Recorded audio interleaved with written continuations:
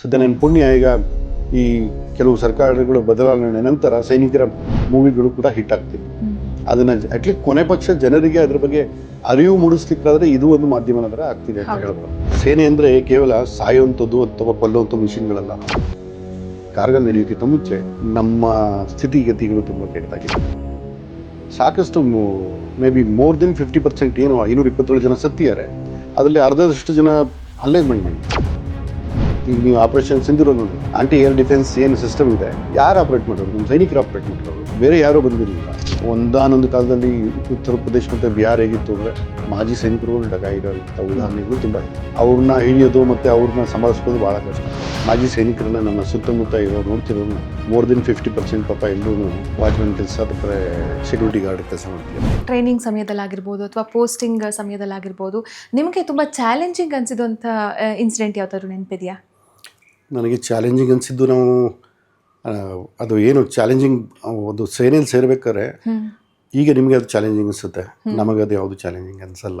ನನ್ನ ಕರ್ತವ್ಯ ಅಷ್ಟೇ ಅದು. ಏನೇ ಆಗಲಿ, ನನಗೆ ಒಂದು ಸಣ್ಣ ಕರ್ತವ್ಯ ಮಾಡಿದ್ದೀನಿ, ದೊಡ್ಡ ಕರ್ತವ್ಯ ಮಾಡಿದ್ದೀನಿ, ಅದು ಅಲ್ಲಿ ಬರಲ್ಲ. ಏನಕ್ಕಂದರೆ ನಮಗೆ ಭಯ ಹೊರಟೋಗುತ್ತೆ. ಆ ಭಯ ಹೋದಾಗ ನಮ್ಗೆ ಯಾವುದು ಚಾಲೆಂಜಿಂಗ್ ಅನಿಸಲ್ಲ.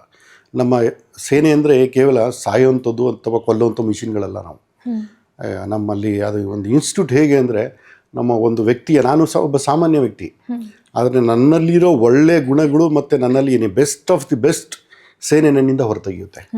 That's call Indian army. So Indian army ಬಗ್ಗೆ ಹೇಳಬೇಕು ಅಂತ ಹೇಳಿದ್ರೆ ವಿಶ್ವದಲ್ಲೇ ತುಂಬ ಮಾನ್ಯತೆ ಪಡೆದಿರುವಂಥದ್ದು. ನೀವು ರೀಸೆಂಟಾಗಿ ಒಂದು ಸಭೆ ಕೂಡ ಮಾಡಿಸಿದ್ರು.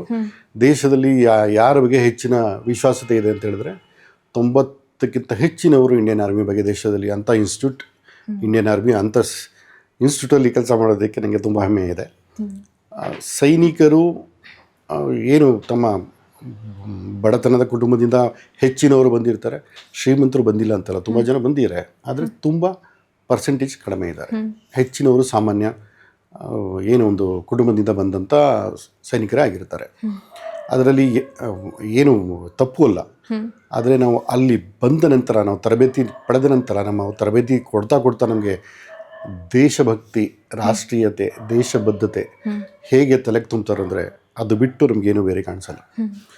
ಅರ್ಜುನ ಮೀನಲ್ಲಿ ಕಣ್ಣು ಹೇಗೆ ನೋಡ್ದ ಹಾಗೆ ನಾವು ರಾಷ್ಟ್ರ ಪ್ರೇಮ, ರಾಷ್ಟ್ರಭಕ್ತಿ, ದೇಶ ಪ್ರೇಮ, ನಮ್ಮ ಬದ್ಧತೆ ಅದನ್ನಿಷ್ಟೇ ಇಟ್ಕೊಂಡು ನಾವು ಕೆಲಸಗಳನ್ನು ಮಾಡ್ತೀವಿ. ಹಾಗೆ ನಮಗೆ ನಮ್ಮ ಸೀನಿಯರ್ ಆಫೀಸರ್ಸ್ಗಳು, ನಮ್ಮ ಸೀನಿಯರ್ಸು ಸೈನಿಕರು ಯಾರು ಇರ್ತಾರೆ, ನಮಗೆ ಒಳ್ಳೆ ರೀತಿಯಲ್ಲಿ ಟ್ರೈನಿಂಗ್ ಕೊಟ್ಟಿರ್ತಾರೆ. ಯಾರು ಏನು ಒಂದು ತಪ್ಪು ಮಾಡಿದ್ರು ಅವ್ರ ಮೇಲಿನ ಅಧಿಕಾರಿಗಳಿಗೆ ತಿಳಿಯುವಂಥದ್ದು. ಮತ್ತು ಡಿಸಿಪ್ಲಿನ್ ಅಂತ ಹೇಳಿದ್ರೆ ಆರ್ಮಿನೇ ಅಥವಾ ಸೇನೆ ಅಂತ ಹೇಳ್ಬೋದು. ಅಷ್ಟರ ಮಟ್ಟದಲ್ಲಿ ನಮ್ಮ ಸೇನೆ, ಭಾರತೀಯ ಸೇನೆ ಕೆಲಸ ಮಾಡುತ್ತೆ. ಇನ್ನು ನನಗೆ ಈಗ ಇತ್ತೀಚಿನ ದಿನಗಳಲ್ಲಿ ಈಗ ನೀವಂಥ ಯೂಟ್ಯೂಬರಾಗಲಿ, ಮತ್ತೊಂದು ಬೇರೆ TV ಚಾನಲ್ವರಾಗಲಿ, ಮತ್ತು ಸಂಘ ಸಂಸ್ಥೆಗಳಾಗಲಿ ನಮ್ಮಂಥ ಸೈನಿಕರನ್ನು ಕರೆದು ನಮ್ಮದು ಏನು ಕಷ್ಟಗಳು, ಸುಖಗಳು ಅಂತ ಮಾತಾಡ್ಸ್ತಿದ್ದಾರೆ. ಆದರೆ ಮೊದಲನೇ ದಿನಗಳಲ್ಲಿ ಕಾರ್ಗಿಲ್ ಅದು ವಿಶೇಷವಾಗಿ ಕಾರ್ಗಿಲ್ ನಡೆಯೋಕ್ಕಿಂತ ಮುಂಚೆ ನಮ್ಮ ಸ್ಥಿತಿಗತಿಗಳು ತುಂಬ ಕೆಟ್ಟದಾಗಿತ್ತು. ಕೇವಲ ಸಂಬಳದಲ್ಲೇ ಅಷ್ಟೇ ಅಲ್ಲ, ಸ್ಯಾಲರಿಲಿ ಅಷ್ಟೇ ಅಲ್ಲ, ದುಡ್ಡು ಒಂದು ಪಾಠ ಆಗಿತ್ತು. ಒಬ್ಬ ಸೈನಿಕ ಏನು ಬಯಸ್ತಾನೆ, ಒಂದು ಸನ್ಮಾನಪೂರ್ವಕವಾದ ಸಾವು, ಅದು ನಮಗಿರ್ತಿರಲಿಲ್ಲ. ಏನಕ್ಕೆ ನಾನು ಈ ಮಾತನ್ನು ಹೇಳ್ತೀನಿ ಅಂತ ಹೇಳಿದ್ರೆ, ನಾವು ನಮ್ಮ ಸೈನಿಕರು, ನಮ್ಮ ಸಹೋದ್ಯೋಗಿಗಳು ಆ ಸೇನೆಯಲ್ಲಿ ಸತ್ತಾಗ ಅಥವಾ ಯಾವುದೇ ಒಂದು ಕಾರಣದಲ್ಲಿ ಅಲ್ಲಿ ಅಪಘಾತದಲ್ಲಾಗಲಿ ಸಾಯಲಿ, ಅಥವಾ ಟೆರರಿಸ್ಟ್ ಅಟ್ಯಾಕಲ್ಲಿ ಸಾಯಲಿ, ಮೊದಲನೇ ದಿನಗಳಲ್ಲಿ ಸತ್ತಾಗ ನಮ್ಮ ಮೃತದೇಹಗಳು ನಮ್ಮ ಮನೆಗೆ ತಲುಪ್ತಿರಲಿಲ್ಲ. ಏನಕ್ಕಂದರೆ ನಮ್ಮ ಭಾರತ ಸರ್ಕಾರದ ಹತ್ರ ಬಜೆಟ್ ನಮ್ಗೆ ಕೊಡಲಿಕ್ಕೆ ಅಷ್ಟಿರಲಿಲ್ಲ. ಆವಾಗ ಆರ್ಥಿಕ ಸ್ಥಿತಿ ಕಡಿಮೆ, ಚೆನ್ನಾಗಿರಲಿಲ್ಲ, ಒಪ್ಕೊಳ್ತೀವಿ. ಆದರೆ ಮೇಲಧಿಕಾರಿಗಳು, ಉನ್ನತ ಅಧಿಕಾರಿಗಳು ಮೃತಪಟ್ಟಾಗ ಅವರ ದೇಹಗಳು ಮಾತ್ರ ಬರ್ತಿತ್ತು, ಸಾಮಾನ್ಯ ಸೈನಿಕರ ದೇಹಗಳು ಬರ್ತಿರಲಿಲ್ಲ. ಆದರೆ ಕಾರ್ಗಿಲ್ ನಂತರ, ಕಾರ್ಗಿಲ್ ನಡೆಯಬೇಕಾದ್ರೆ ಇದೇ ಮೊದಲನೇ ಹಂತದಲ್ಲಿ ಹೀಗೆ ಆಗ್ತಿತ್ತು. ಈಗಲೂ ನೀವು ಎಲ್ಲಿ ಕಾರ್ಗಿಲ್ ನಡೆದ ಯುದ್ಧದಲ್ಲಿ ಈಗ ಯುದ್ಧ ಸ್ಮಾರಕ ಇದೆ, ನೀವು ಅಲ್ಲಿ ಹೋಗಿ ನಿಂತು ನೋಡಿದ್ರೆ ಕಾರ್ಗಿಲ್ ನಡೆದ ಯುದ್ಧದಲ್ಲಿ ಸಾಕಷ್ಟು ಮೇ ಬಿ ಮೋರ್ ದೆನ್ 50% ಏನು 527 ಜನ ಸತ್ತಿದ್ದಾರೆ. ಅದರಲ್ಲಿ ಅರ್ಧದಷ್ಟು ಜನ ಅಲ್ಲೇ ಮಾಡಿದ್ದಾರೆ. ಮೊದಲಿನ ಹಂತದಲ್ಲಿ ನಾವು ನಮ್ಮ ಸೈನಿಕರ ಮೃತದೇಹಗಳು ಬರ್ತಾನೆ ಇರಲಿಲ್ಲ. ಆವಾಗ ಯಾವ ಸುಬ್ರತ ರಾಯ್ ಅಂತ ಹೇಳಿ ಒಬ್ಬರು ಸಾರಾ ಏರ್ಲೈನ್ಸ್ ಅವರು ಏನು ಮಾಲೀಕರಿದ್ದರು, ಅವರು ಒಂದು ಸ್ಟೇಟ್ಮೆಂಟ್ ಕೊಡ್ತಾರೆ, ಸೈನಿಕರ ಮೃತದೇಹಗಳನ್ನ ನಾನು ಸಾಗಿಸ್ತೀನಿ ಅಂತೇಳಿ. ಆಗ ವಾಜಪೇಯಿ ಸರ್ಕಾರ ಎಚ್ಚೆತ್ಕೊಂಡು ನಮ್ಮ ಸೈನಿಕರ ಶವಗಳನ್ನು ಮನೆಗೆ ತಲುಪಿಸುವಂಥದ್ದು ಕೆಲಸ ಆಗುತ್ತೆ. ತದನಂತರ ನಮ್ಮ ಮೃತದೇಹಗಳೆಲ್ಲ ನಮ್ಮ ಮನೆಗಳಿಗೆ ಬರುವಂಥದ್ದು ಕೆಲಸಗಳಾಗ್ತಿತ್ತು. ಅಂದಿನಿಂದ ಇದುವರೆಗೆ ಎಲ್ಲ ಯಾವ ರಾಜ್ಯದಾಗಲಿ ಜಿಲ್ಲಾಡಳಿತವಾಗಲಿ ತುಂಬ ಸನ್ಮಾನಪೂರ್ವಕವಾಗಿ ನಮ್ಮ ಅಂತ್ಯಕ್ರಿಯೆ ಮಾಡಿ ಸೈನಿಕರನ್ನು ಇದು ಮಾಡ್ತಿದ್ದಾರೆ. ಆದರೆ ಇದು ಒಂದೇ ಅಲ್ಲ, ನಮ್ಮಲ್ಲಿ ನಾನು ಮೊದಲನೇ ಹಂತದಲ್ಲಿ ನಿಮ್ಮ ಜೊತೆ ನಾನು ಸರ್ಕಾರದ ಬಗ್ಗೆ ಆಗಲಿ ತಪ್ಪರೆ ಬೇರೆ ಜನಗಳ ಬಗ್ಗೆ ಆಗಲಿ ಕಂಪ್ಲೇಂಟ್ ಮಾಡ್ತೀನಿ ಅಂತ ತಿಳ್ಕೊಬಿಡಿ. ಆದರೆ ನಮ್ಮಲ್ಲಿ ಇರೋವಂತಹ ಪೊಟೆನ್ಷಿಯಲ್ ಸೈನಿಕರಲ್ಲಿ, ವಿಶೇಷವಾಗಿ ಮಾಜಿ ಸೈನಿಕರಲ್ಲಿ, ಸರ್ಕಾರ ಆಗಲಿ ಬೇರೆ ಪ್ರೈವೇಟ್ ಸೆಕ್ಟರ್ ಆಗಲಿ ಬಳಸ್ಕೋತಿಲ್ಲ ಅನ್ನೋ ಕೊರಗು ನನಗಿದೆ. ಹೇಗೆಂದರೆ ಒಬ್ಬ ಸೈನಿಕನ್ನ ತಯಾರು ಮಾಡಬೇಕು ಅಂದರೆ ಒಬ್ಬ ಸರಾಸರಿ ಒಬ್ಬ ತರಬೇತಿ, ಅವನಿಗೆ ಬೇಸಿಕ್ ಶಸ್ತ್ರಾಸ್ತ್ರದ ತರಬೇತಿಯಿಂದ ಹಿಡಿದು ಅವನ ಎಲ್ಲ ಥರದ ತರಬೇತಿ ನೀಡಬೇಕಾದ್ರೆ ಅವನಿಗೆ ಲಕ್ಷಾಂತರ ರೂಪಾಯಿಗಳನ್ನ ಸರ್ಕಾರ ಖರ್ಚು ಮಾಡುತ್ತೆ. ಅದು ಯಾರ ದುಡ್ಡಿಂದ ಹೋಗುತ್ತೆ? ನಮ್ಮ ಜನರ ತೆರಿಗೆಯಿಂದ ಹೋಗುತ್ತೆ. ಆ ತೆರಿಗೆ ಹಣದಿಂದ ನಾವು ತರಬೇತಿ ಪಡೆದಿದ್ದೀವಿ. ಮತ್ತು ನಾವು ಸಾಕಷ್ಟು ಎಲ್ಲ ಥರಲ್ಲೂ ಮೆಂಟಲಿ ಫಿಟ್ ಆಗಿರೋವಂಥ ವಾತಾವರಣ ಸೃಷ್ಟಿ ಮಾಡ್ಕೊಂಡಿರ್ತೀವಿ. ನಾವು ಬೇರೆ ಯಾರು ಏನು ಕೆಲಸ ಮಾಡ್ತಾರೆ ಅದಕ್ಕಿಂತ ಹೆಚ್ಚಿನ ರೀತಿಯಲ್ಲಿ ಒಳ್ಳೆ ಕೆಲಸಗಳನ್ನು ಮಾಡಲಿಕ್ಕೆ ನಾವು ಸೈನಿಕರು ಅಥವಾ ಮಾಜಿ ಸೈನಿಕರು ಸಕ್ಷಮರಾಗಿರ್ತೀವಿ. ಆದರೆ ನಾವು ನಿವೃತ್ತಗೊಂಡು ಮನೆಗೆ ಬಂದ ನಂತರ ನಮಗೇನು ಕೆಲಸ ಇರುತ್ತೆ? ಎಲ್ಲ ರಾಜ್ಯ ಸರ್ಕಾರ ಅಥವಾ ಖಾಸಗಿ ಸಂಸ್ಥೆಗಳು ನಮಗೆ ರಿಸರ್ವೇಷನ್ ಅನ್ನೋದು ಕೊಡ್ತಿದೆಯಾ? ನಾವು ಅಲ್ಲಿ ಏನು ನಮ್ಮ ಈ ಯೌವನವನ್ನು ಕಳೆದ್ಬಿಟ್ಟು ಬಂದಿರ್ತೀವಿ. 17 ವರ್ಷ ಕೆಲವರು ನಾವು ಸೇವೆ ಸಲ್ಲಿಸಿರ್ತೀವಿ, ಕೆಲವರು 24 ವರ್ಷ ಮಾಡ್ತಾರೆ, ಕೆಲವರು 28 ವರ್ಷ ಮಾಡ್ತಾರೆ, ಕೆಲವರು 30 ವರ್ಷ ಮಾಡ್ತಾರೆ. ಆ ಬೇಗ ಬಂದಂಥವ್ರದ ಕತೆ ಏನು? ಇಲ್ಲಿ ಬಂದ ನಂತರ ಎಷ್ಟು ವಿಶೇಷವಾಗಿ ಅವ್ರಿಗೆ ಸರ್ಕಾರಿ ನೌಕರಿಗಳನ್ನ ಕೊಡ್ತೀರಾ? ನಾನು ನೋಡಿದ ಮಟ್ಟಿಗೆ ನಮ್ಮಲ್ಲಿ ಈಗ ನನ್ನ ಮಾಜಿ ಸೈನಿಕರನ್ನ ನನ್ನ ಸುತ್ತಮುತ್ತ ನೋಡ್ತಿರೋನ್ನ ಮೋರ್ ದೆನ್ 50% ಪಾಪ ಎಲ್ಲರೂ ವಾಚ್ಮ್ಯಾನ್ ಕೆಲಸ ಅಥವಾ ಸೆಕ್ಯೂರಿಟಿ ಗಾರ್ಡ್ ಕೆಲಸ ಮಾಡ್ತಿದ್ದಾರೆ. ಇಂಥ ಪರಿಸ್ಥಿತಿ ನಮ್ಮ ಸೈನಿಕರಿಗಿದೆ. ಅವರಲ್ಲಿರೋ ಪೊಟೆನ್ಷಿಯಲ್ನ ಯಾಕೆ ಬೆಳೆಸ್ಕೋತಿಲ್ಲ ಸರ್ಕಾರ ಆಗಲಿ ತಪ್ಪರೆ ಬೇರೆ ಪ್ರೈವೇಟ್ ಇನ್ಸ್ಟಿಟ್ಯೂಷನ್ಗಳು ಯಾಕೆ ಬೆಳೆಸ್ಕೋತಿಲ್ಲ?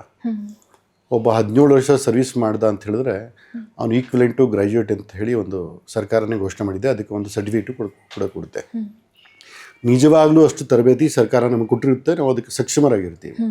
ಇವನು ಅಡ್ಮಿನಿಸ್ಟ್ರೇಷನಲ್ಲಾಗಲಿ ತಪ್ಪರೆ ಬೇರೆ ಒಂದು ಟೆಕ್ನಿಕಲ್ ಜಾಬ್ಗಳಲ್ಲಾಗಲಿ ನಾನು ಹೇಳ್ದಂಗೆ ನಾವು ಸೈನಿಕರು ಅಂದರೆ ಬರೀ ಕೊಲ್ಲೋವಂಥ ಅಥವಾ ಸಾಯುವಂಥ ಮಿಷಿನ್ಗಳಲ್ಲ. ಖಂಡಿತ ನಮಗೆ ನಮ್ಮ ಸೈನ್ಯದಲ್ಲಿ ಎಲ್ಲವೂ ಬೇಕಾಗಿರುತ್ತೆ. ಸಿಗ್ನಲ್ ಯೂನಿಟ್ ಬೇಕಾಗಿರುತ್ತೆ, ಮೆಕ್ಯಾನಿಕಲ್ ಯೂನಿಟ್ ಬೇಕಾಗಿರುತ್ತೆ, ಕಂಪ್ಯೂಟರ್ ಯೂನಿಟ್ ಬೇಕಾಗಿರುತ್ತೆ, ಬೇರೆ ಬೇರೆ ಈಗ ಏನು ಒಂದು ಇನ್ಸ್ಟಿಟ್ಯೂಷನ್ ನಡೀಲಿಕ್ಕೆ ಏನೇನು ತಾಂತ್ರಿಕವಾಗಿ ಸಪೋರ್ಟ್ ಬೇಕಿರುತ್ತೋ ಎಲ್ಲ ಬೇಕಿರ್ತಾರೆ. ಅದನ್ನೆಲ್ಲ ಯಾರು ಮಾಡ್ತಾರೆ? ಸೈನಿಕರೇ ಮಾಡೋದು. ಅದನ್ನು ಹೊರಗಡೆಯಿಂದ ಯಾರು ಬಂದು ಮಾಡಲ್ಲ. ಅದನ್ನೆಲ್ಲ ನಾವು ಕಲ್ತಿರ್ತೀವಿ. ನಮ್ಮ ಯೋಗ್ಯತೆಗೆ ತಕ್ಕ ಹಾಗೆ ನಮಗೆ ಇಲ್ಲಿ ಬಂದ ನಂತರ ಕೆಲಸಗಳು ಸಿಗೋದಿಲ್ಲ. ನನ್ನ ಮೊದಲ ಆರೋಪ ಅದು.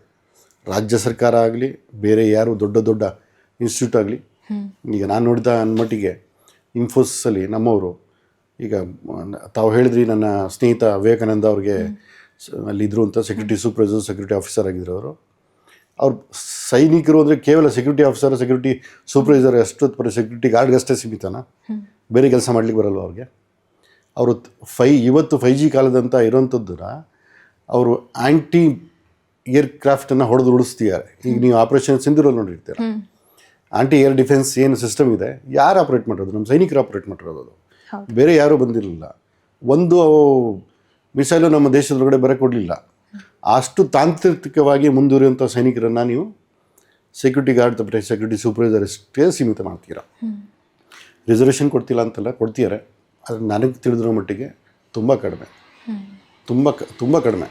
ಈಗ ಏನು ಕೊಡ್ತೀಯಾರೆ 5% ಆಗಲಿ, ಇದು ಮತ್ತೊಂದಾಗಲಿ ತುಂಬ ಕಡಿಮೆ ಇದೆ. ಅವರಲ್ಲಿರೋ ಪೊಟೆನ್ಷಿಯಲ್ನ ಬಳಸ್ಕೊಳ್ಳಿ ದಯವಿಟ್ಟು. ಮತ್ತು ಹಾಗೆ ಅವ್ರಿಗೆ ನೀವು ನೀಡಿದಂಥ ತರಬೇತಿ ನಮ್ಮ ಜನರ ತೆರಿಗೆ ಹಣವನ್ನು ಪೋಲ್ ಮಾಡಿದ ಹಾಗೆ ನೀವು ಯಾರನ್ಯಾರೋ ನೀವು ಇಲ್ಲಿ ಕಾಂಪಿಟೇಟಿವ್ ಎಕ್ಸಾಮಲ್ಲಿ ನೀವು ಇದು ಮಾಡ್ತೀರಾ, ಮತ್ತೊಬ್ಬರು ತಗೋತೀರಾ. ನಮ್ಮ ರಾಜ್ಯ ಇವತ್ತಿನ ಡೇಟಲ್ಲಿ ಬಿಹಾರ್ಗಿಂತ ಆಗಿದೆ. ನಾನು ಭ್ರಷ್ಟಾಚಾರದಲ್ಲಿ ನನಗೂ ನಿಜಕ್ಕೂ ಈ ಮಾತನ್ನು ಹೇಳಿಕೆ ಬೇಜಾರಾಗ್ತಿದೆ. ಆದರೂ ನಾವು ನಿಜ ಸ್ಥಿತಿನ ಒಪ್ಕೊಳ್ಳೇಬೇಕು. ಒಂದು ಸರ್ವೆ ಪ್ರಕಾರ ಬಿಹಾರ್ಗಿಂತ ನಾವು ಕರ್ನಾಟಕದವರು ತುಂಬ ನಾವು ಅದು ಹೇಗೆ ಒಪ್ಕೊಬಿಟ್ಟಿದ್ದೀವಿ. ಭ್ರಷ್ಟಾಚಾರನ ಒಪ್ಕೊಂಡು ನಮ್ಮ ನಿತ್ಯ ಜೀವನದಲ್ಲಿ ನಾವು ಹೋಗ್ತಾ ಇದ್ದೀವಿ.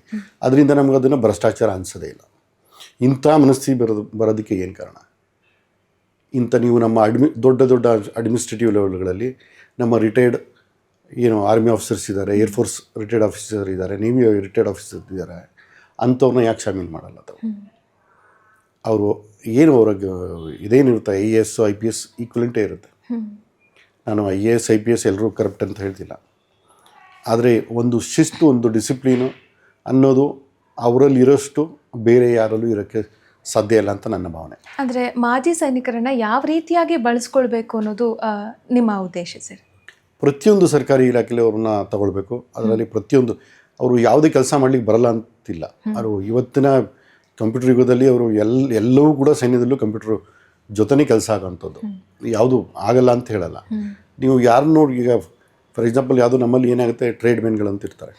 ಈಗ ನಮ್ಮಲ್ಲಿ ಸಪೋರ್ಟಿವ್ ಟೀಮ್ ಆಗಿ ನಿಮಗೆ ಕುಕ್ ಆಗಲಿ, ತಪ್ಪರೆ ಯಾರೋ ಟಿನ್ ಸ್ಮಿತ್ ಆಗಲಿ, ಮತ್ತು ಹಲವಾರು ಈ ಥರ ಗ್ರೇಡ್ ಅವ್ರನ್ನ, ಈ ಥರ ಗ್ರೇಡ್ ಅವ್ರನ್ನೇ ಅಂತ ಎಲ್ಲರನ್ನೂ ತಿಳ್ಕೊಳ್ತೀರ. ಅದರಲ್ಲಿ ಸಾಕಷ್ಟು ವಿಭಾಗಗಳಿವೆ. ನಾನು ಹೇಳಿದಾಗೆ ಟೆಕ್ನಿಕಲ್ ವಿಭಾಗ ಬೇರೆ ಇದೆ, ಹಾಗೆ ನಾನ್ ಟೆಕ್ನಿಕಲ್ ವಿಭಾಗ ಬೇರೆ ಇದೆ, ಫೈಟಿಂಗ್ ಫೋರ್ಸ್ ಬೇರೆ ಇದೆ, ಸ್ಪೆಷಲ್ ಫೋರ್ಸ್ ಬೇರೆ ಇದೆ, ಎನರ್ಜಿ ಕಮಾಂಡೋ ಅಂತೆಲ್ಲ ಹೇಳ್ತಿರಲ್ಲ.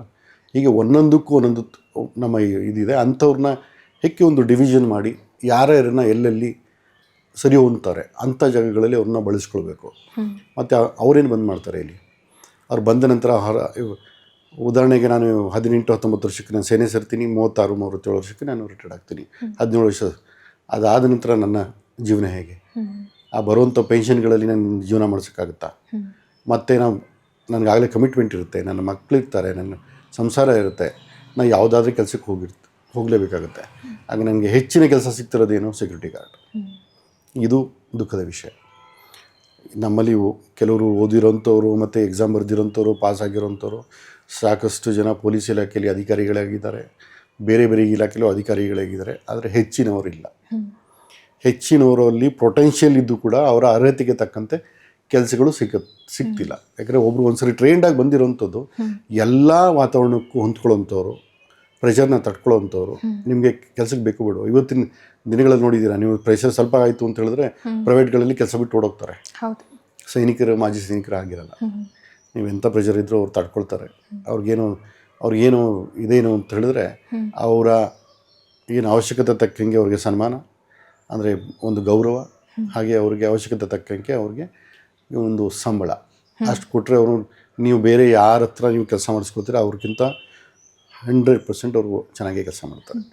ಈ ವಿಚಾರವಾಗಿ ನೀವೆಲ್ಲ ಅಂದರೆ ಮಾಜಿ ಸೈನಿಕರೆಲ್ಲ ಒಟ್ಟುಗೂಡಿ ಏನಾದರೂ ದನಿ ಎತ್ತೋ ಕೆಲಸ ಮಾಡಿದ್ದೀರಾ ಸರ್? ಮೊದಲು ಮಾಡಿದ್ದೀವಿ ಮೇಡಮ್. ಹೀಗೆ ತಮ್ಮಲ್ಲಿ TV ಚಾನಲ್ ಅವರು ಅಥವಾ ಯೂಟ್ಯೂಬ್ ಅವರು ಬಂದಾಗ ನಾವು ಇದನ್ನು ಮಾಡಿದ್ದೀವಿ. ಹಾಗೆ ಸಾಕಷ್ಟು ಪತ್ರಗಳು ಕೂಡ ನಾವು ಇದರ ಬಗ್ಗೆ ವ್ಯವಹಾರಗಳು ಮಾಡಿದ್ದೀವಿ. ನೇರವಾಗಿ ನಮಗೆ ಅದರ ಬಗ್ಗೆ ಏನು ಉತ್ತರ ಬಂದಿಲ್ಲ.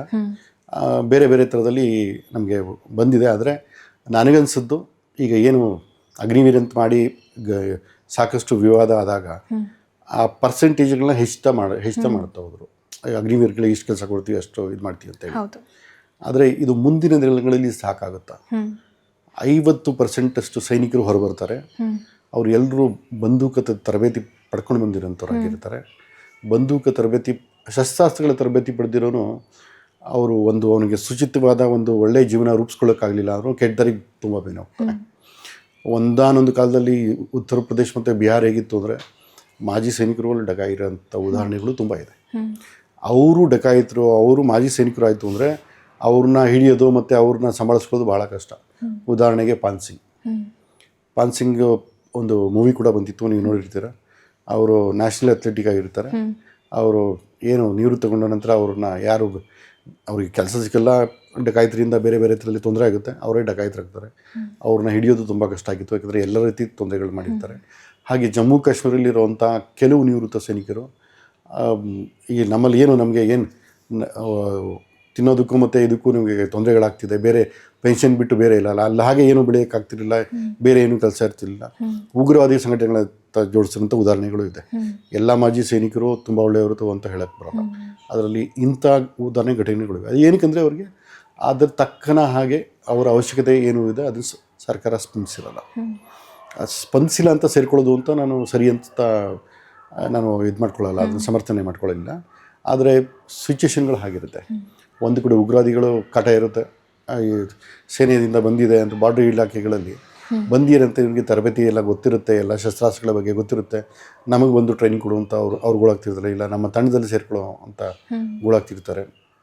ಹೀಗೆ ಸೈನಿಕರು ಹಾಗೂ ಮಾಜಿ ಸೈನಿಕರಲ್ಲಿ ಉಗ್ರವಾದಿಗಳ ತಂಡನ ಸೇರಿಕೊಂಡಂಥವ್ರನ್ನ ತುಂಬ ಜನನ ನಮ್ಮ ಸೈನಿಕರೇ ಹೊಡೆದು ಉಳಿಸಿದ್ದಾರೆ.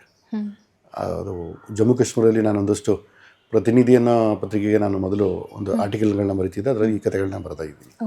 ಯಾರ್ಯಾರು ಸೈನಿಕರಿಗೆ, ನಮ್ಮ ಸೈನಿಕರು ಉಗ್ರವಾದಿಗಳ ಜೊತೆ ಸೇರಿಕೊಂಡು ಹೇಗೆ ನಮ್ಮ ಸೈನಿಕರು ಅವ್ರನ್ನ ಆ್ಯಕ್ಚುಲಿ ಹೊಡೆಯೋದು ತುಂಬ ಕಷ್ಟ ಆಯಿತು. ಅಂದರೆ 6-7 ಅಟ್ಯಾಕ್ ಅವರು ನಮ್ಮನ್ನು ತುಂಬ ಚೆನ್ನಾಗಿ ನಮ್ಮ ಸೈನಿಕರನ್ನ ಗುರಿಯಾಗಿ ಮಾಡಿಸ್ತಿದ್ರು. ಯಾಕೆಂದರೆ ನಾವು ಹೇಗೆ ಕೆಲಸ ಮಾಡ್ತೀವಿ ಅಂತ ಅವ್ರು ಚೆನ್ನಾಗಿ ಗೊತ್ತಿರುತ್ತೆ.